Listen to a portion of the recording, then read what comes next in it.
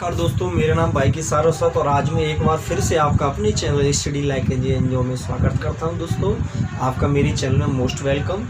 दोस्तों, ये मेरी ग्रामर की क्लास है जिसमें मैं आपको पिछली क्लासों में आपको डिस्ट्रीब्यूटिव प्रोनाउन के तक बता चुका हूं, डिस्ट्रीब्यूटिव प्रोनाउन तक और पजेसिव प्रोनाउन, ठीक है, पर्सनल प्रोनाउन, ये मैंने आपको 3-4 हिस्से इसके करा दिए हैं।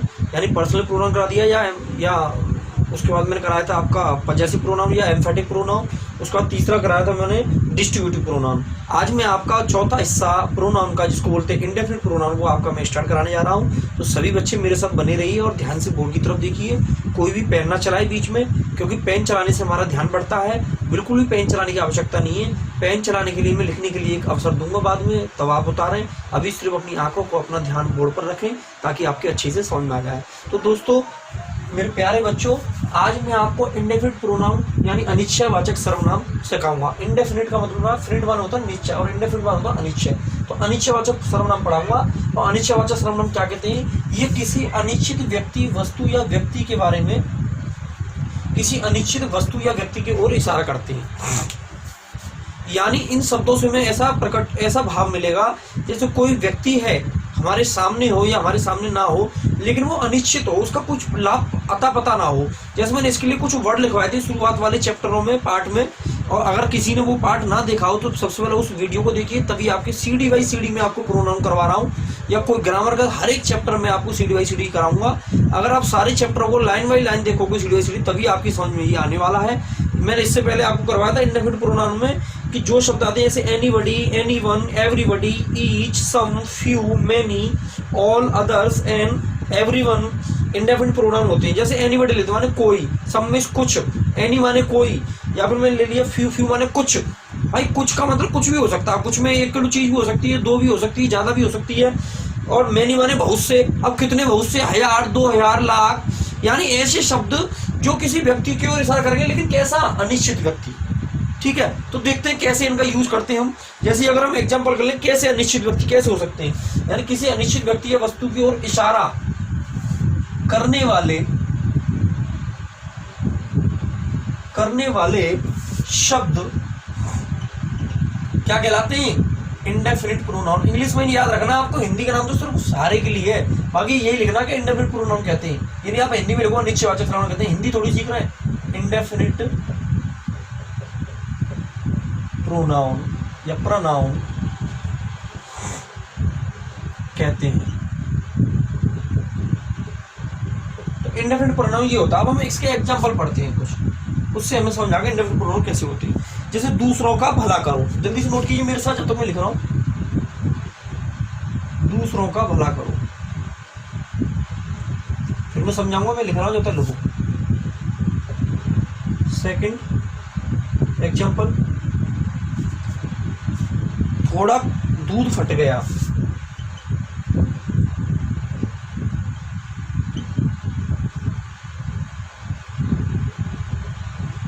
और लिया कुछ लोग जन्मजात महान होते हैं।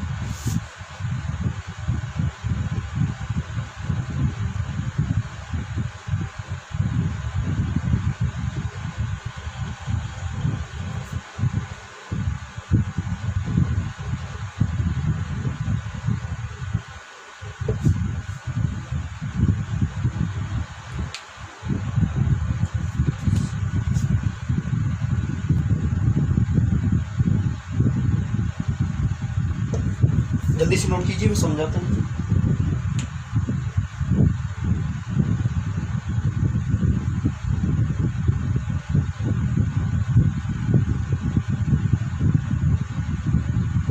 देखिए, इंडेफिनिट प्रोनाउन अनिश्चयवाचक सर्वनाम, यानी किसी अनिश्चित व्यक्ति या वस्तु की ओर इशारा करने वाले शब्द इंडेफिनिट प्रोनाउन कहलाते हैं। जैसे दूसरों का भला करो, दूसरों का मतलब, अब ये दूसरे कौन है किसी का पता है, फिक्स है दूसरे कौन है? दूसरे को भला करने वाला कोई भी हो सकता है जो परेशान हो, दुखी हो, कोई व्यक्ति। तो दूसरा, डू वेल टू अदर्स, ये इंपेरेटिव सेंटेंस है। इंपेरेटिव सेंटेंस हमारा हमेशा क्रिया से शुरू होते हैं। तो डू वेल मीन्स होता है भला करना।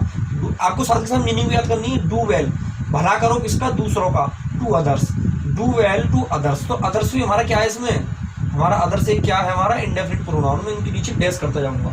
ये हमारा इंडेफिनिट प्रोनाउन, दूसरे कोई भी हो सकते हैं। थोड़ा दूध फट गया, सम मिल्क वॉज स्प्लिट, मान होता फटना, ये ध्यान रखना। स्प्लिट माने क्या है, फटना, स्प्लिट मीन्स फटना। तो सम मिल्क वॉज स्प्लिट, अब सम मिल्क पता नहीं कितना, 1 लीटर फट गया, 2 ग्राम फट गया, 20 ग्राम फट गया, 250 ग्राम फट गया, कुछ फिक्स है नहीं है, यानी अनिश्चित है। तो ये भी हमारा क्या होगा, हमारा ये भी हमारा इंडेफिनिट प्रोनाउन होगा। नीचे के कुछ लोग जन्मजात महान होते हैं, कुछ लोग जन्मजात महान होते हैं, तो सम आर या सम पीपल भी कर सकते हैं।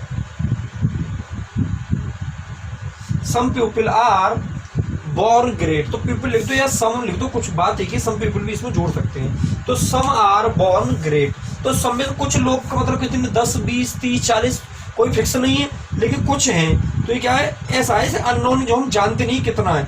तो सम क्या होगा, ये भी हमारा क्या होगा, एक इंडेफिनिट प्रोनाउन होगा। सम आर बॉर्न ग्रेट, कुछ लोग जन्मजात महान होते हैं, ठीक है। कुछ लोगों को सुरक्षित बचा लिया गया, तो फ्यू एस्केप्ड मान होता है सुरक्षित बचाना, एस्केप मान होता है बचाना, ठीक है। और इसकी सेकंड फॉर्म क्या आ जाएगी बताइए, सेकंड फॉर्म हो जाएगी एस्केप्ड। तो फ्यू एस्केप्ड अनहर्ट माने सुरक्षित, ठीक है। अनहर्ट माने हर्ट माने तो क्या होता है असुरक्षित, और अनहर्ट मींस सुरक्षित, ठीक है।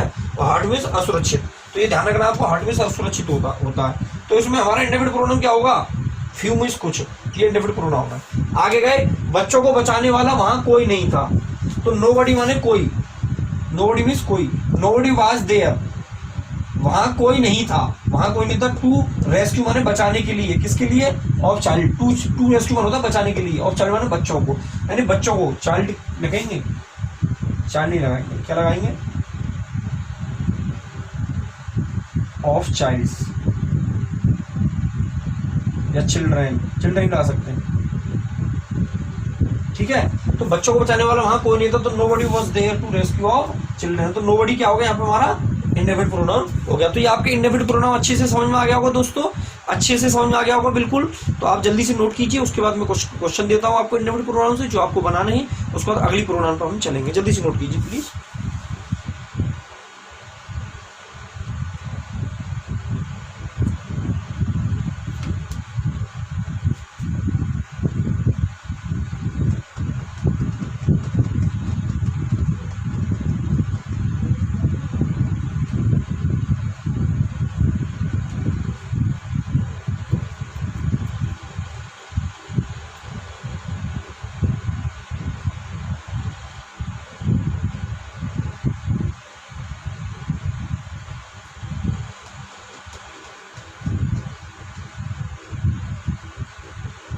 जल्दी से नोट कीजिए।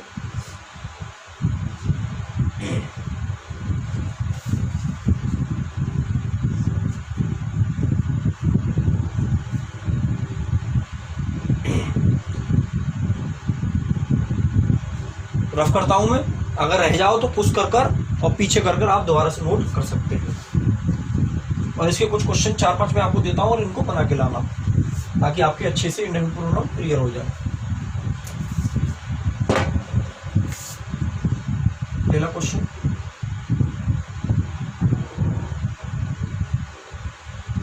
दूसरों की सहायता करो।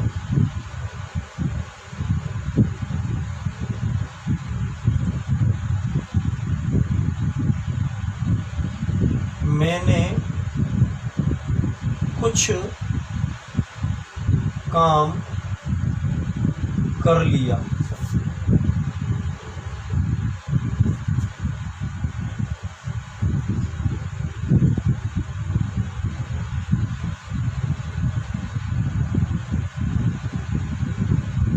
कुछ लोग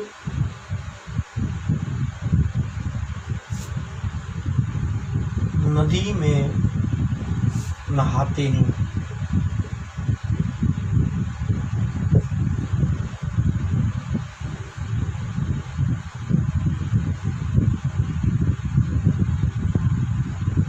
जादूगर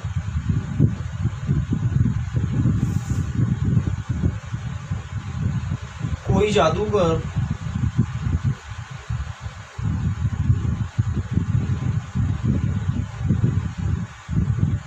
जादू नहीं दिखाता।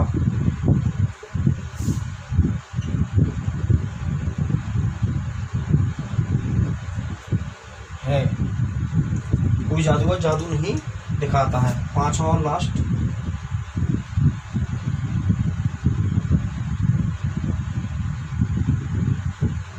मैंने आपकी कुछ रुपए चुराए। तो ये क्वेश्चन है, आपको ये सेंटेंस आपको बना के लेके आना है। जल्दी से नोट कीजिए और कल आप इनको बनाओगे और कमेंट्स में या मेरा व्हाट्सअप नंबर है उस पर आप इनको भेजोगे, मैं पहले ही बता चुका हूँ। जल्दी से नोट कीजिए।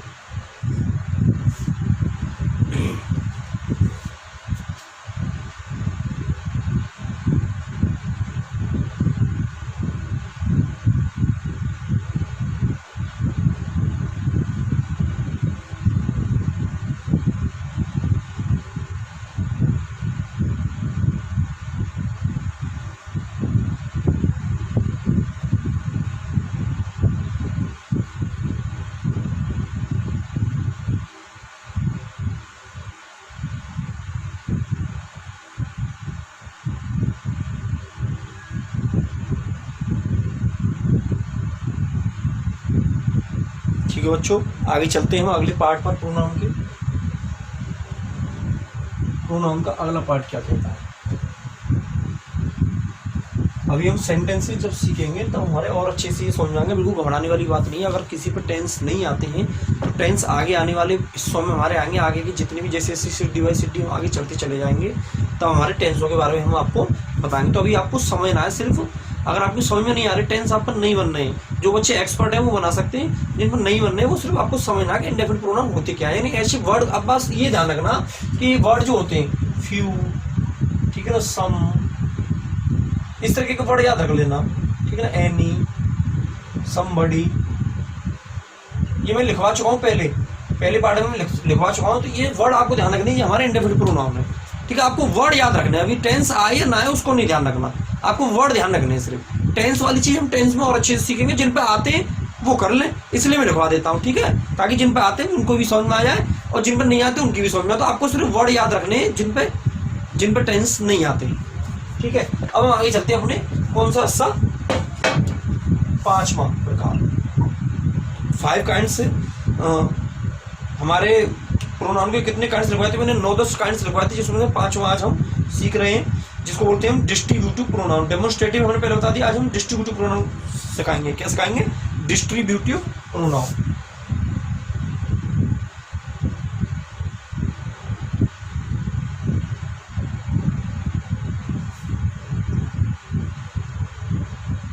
डिस्ट्रीब्यूटिव प्रोनाउन इसको बोलते हैं विभाग सूचक सर्वनाम।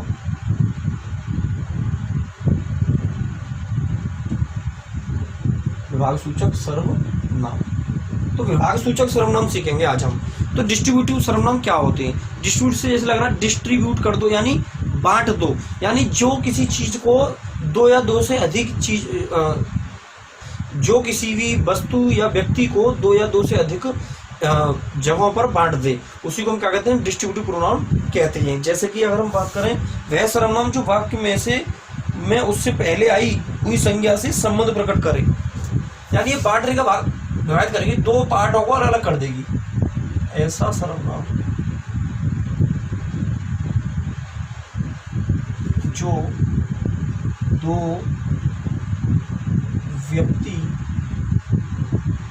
या वस्तुओं में, 2 या 2 से अधिक, 2 या 2 से अधिक व्यक्तियों या वस्तुओं में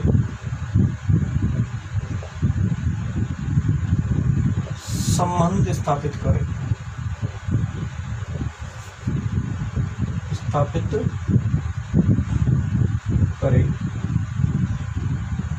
ये भी ले सकते हैं या लिख दें, या ऐसा सर्वनाम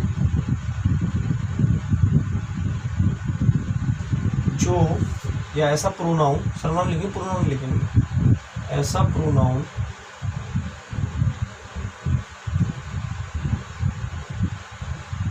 जो 2 या 2 से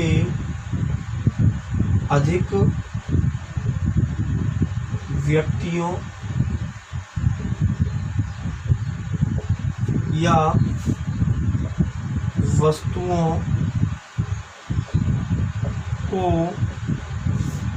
अलग अलग प्रकट करें, अलग अलग प्रकट करें। क्या कहलाती हैं? डिस्ट्रीब्यूटिव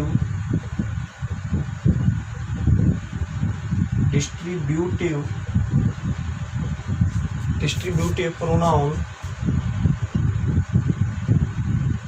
कहलाती हैं। क्या कहलाती है बच्चों? Distributive pronoun. तो डिस्ट्रीब्यूटिव प्रोनाउन हम दो तरीके से लिख सकते हैं कि ऐसी प्रोनाउन ये दो या दो से अधिक व्यक्ति या वस्तुओं के बीच में संबंध स्थापित करें, या दो या दो से अधिक व्यक्ति या वस्तुओं को अलग अलग प्रकट करें, यानी हमें बता दें कि ये अलग है, ये अलग है। तो ऐसी प्रोनाउंस को क्या कहते हैं? डिस्ट्रीब्यूटिव प्रोनाउन कहते हैं। जैसे इसमें कुछ वर्डों का यूज मैंने आपको बताया था।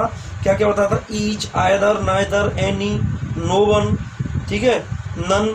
तो इस तरीके के मैंने आपको वर्ड लिखवाए थे, जो पहले ही आपको लिखवा चुका हूं। मैंने बताया पहले भी, अगर आपको सारी प्रोनाउन या सारा ग्रामर आपको पढ़ना है तो आपको सिटी बाई सिटी चलना पड़ेगा। ये नहीं आप डायरेक्ट ये वाला पार्ट देखने लगे और आपकी समझ में आए, नहीं आएगा। आपको सीरियल वाइज सारी चीजें देखनी है, जैसे मैं कहता जा रहा हूँ वैसे आपको करना है, तभी आप ग्रामर को अच्छे से सीख पाओगे। तो इससे पहले आपको वो सब देखना पड़ेगा।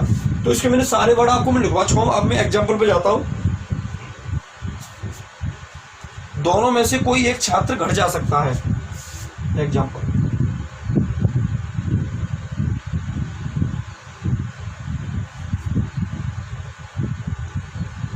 कोई एक छात्र घर जा सकता है।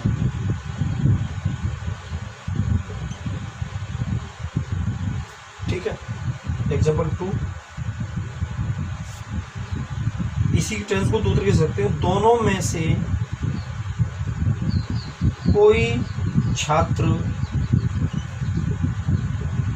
घर नहीं जा सकता है। दोनों से कोई भी छात्र घर नहीं जा सकता है। ठीक है। अब इस दोनों सेंटेंस एक जैसे लगते हैं, लेकिन दोनों अलग अलग हैं। दो हमने डिस्ट्रीब्यूटिव प्रोनाउन में दो वर्ड सुने थे हमने। एक सुना था हमने आइदर, तो बोलते नाइदर।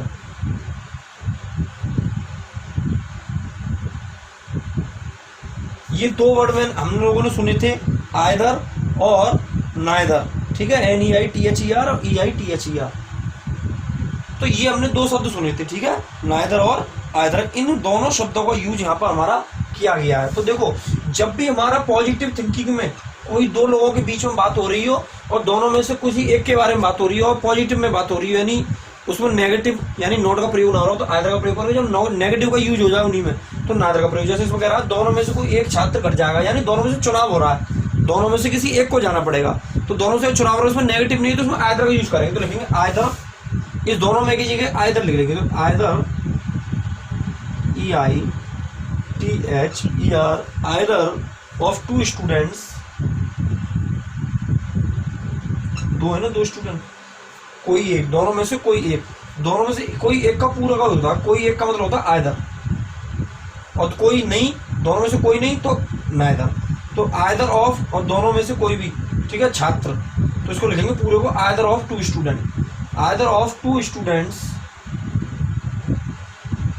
भाई आइदर का यूज होगा दोनों में से कोई एक या कोई एक, और दोनों छात्र के लिए स्टूडेंट। तो either of two students can, तायती बारे में, कैन गो होम, यानी दोनों में से कोई एक घर जा सकता है। और जब घर नहीं जाएगा तो दोनों में से कोई छात्र घर नहीं जा सकता, तो नहीं जब जुड़ जाए इसमें, तो यही आइदर किसमें बदल जाएगा? नाइदर में। Neither of two students, neither of two students can not go home. तो ये दोनों वर्डों को इस तरीके से यूज होता है। इसी तरीके से मैंने आपको बहुत सारे, अभी मैं आपको सेंटेंस नहीं सिखा रहा हूँ इसलिए मैं आपको ज्यादा एग्जांपल नहीं लिखाऊंगा। मैंने आपको बहुत सारे वर्ड लिखवाए थे, जैसे आइदर नाइदर के अलावा क्या क्या लिखवाया था मैंने? आयदर नदर करा ईच एनी नो वन, ठीक है, ईच एनी यहां लिख देता हूं, each EACH any no one या नॉन या नन, इस तरीके से मैंने बहुत सारे वर्ड लगाते हैं, इनको आप याद कर लेना सबको, और इनका यूज इसमें होता है कौन से में, डिस्ट्रीब्यूटिव प्रोनाउन में, ठीक है बच्चों, जल्दी से नोट कीजिए और मैं आपसे मिलता हूं अगले पार्ट में, जल्दी से नोट कीजिए, फिर हम बात करते हैं थोड़ी सी, मैं आपको थोड़ा सा मार्गदर्शन करता हूं आपका कि आपको किस तरीके से तैयारी करनी है, ठीक है, जल्दी से नोट कीजिए।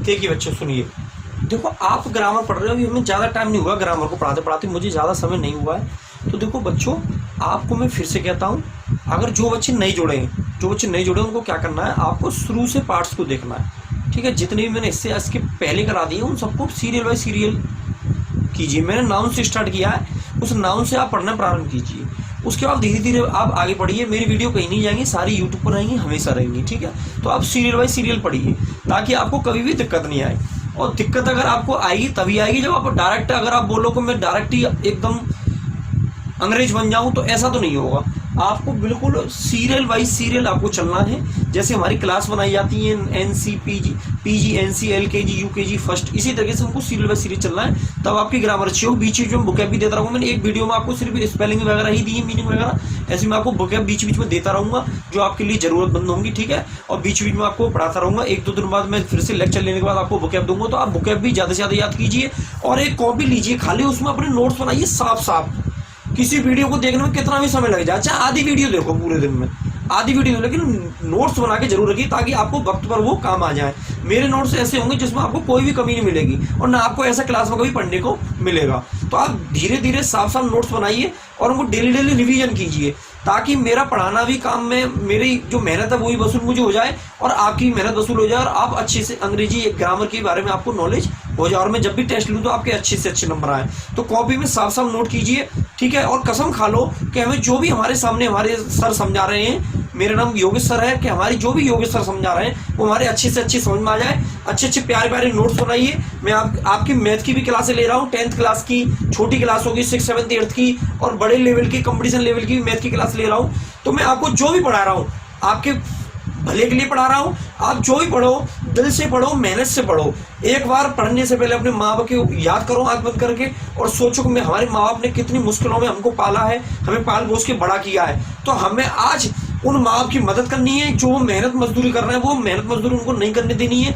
हमें अपने माँ बाप का नाम रोशन करना है, हमारे घर में जितनी भी तंगी चल रही है पैसे से हर चीज़ से, उसको हमें खत्म करना है, और हमें मेहनत करनी है, माँ बाप का नाम रोशन करना है। दोस्तों ये सारी परेशानी हमें खत्म करनी है, नोट्स बनाइए प्यार से, अच्छे से पढ़िए, मेहनत करिए, ग्रामर में पढ़िए, ठीक है, इंग्लिश भी पढ़िए, मैथ भी पढ़िए, उसके बाद मैं साइंस भी पढ़ाऊंगा, तो दोस्तों डट के मेहनत करनी है मेरे साथ मिलकर, और मैं आपके साथ हमेशा साथ हूँ, आपको बिल्कुल मैं आपका साथ छोड़ने वाला नहीं हूँ, आप जब तक चाहो मेरे साथ रह सकते हो, मैं आपके साथ हूँ। दोस्तों अब मैं अपनी बात से ही विराम लेता हूँ, और अगले पार्ट में आपसे मिलता हूँ। दोस्तों एक बार अपने माँ बाप के बारे में सोचिए, और हमें सबके सपने, अपने सपने और माँ बाप के सपनों को पूरा करना है, मेहनत मजदूरी नहीं करने देनी माँ बाप को, जो भी परेशानी उन्होंने अब तक झेली उनको अब नहीं करने देंगे, सब डट के सामना करना है परेशानियों का, और मेहनत करनी है और कुछ बन के दिखाना है। दोस्तों अब मैं चलता हूँ, मेरे प्यारे बच्चों, जय हिंद, जय भारत।